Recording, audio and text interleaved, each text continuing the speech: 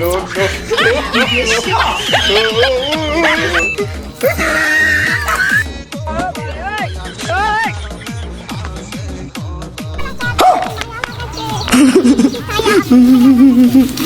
এই যে মাছ ধরতে তারা আমাদের বাড়ির কাছে আমি হাতে আমার চার কেটে আমি মাছ ধরতে পারি না, এরা প্রতিদিন আসে 2-3 কেজি মাছ ধরে নি। তাই আজকে তোদের মজা দেখাচ্ছে আমি কিন্তু खत्म गुड बाय गया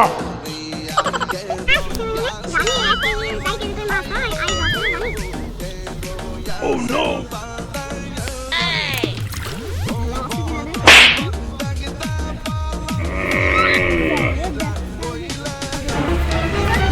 Oh no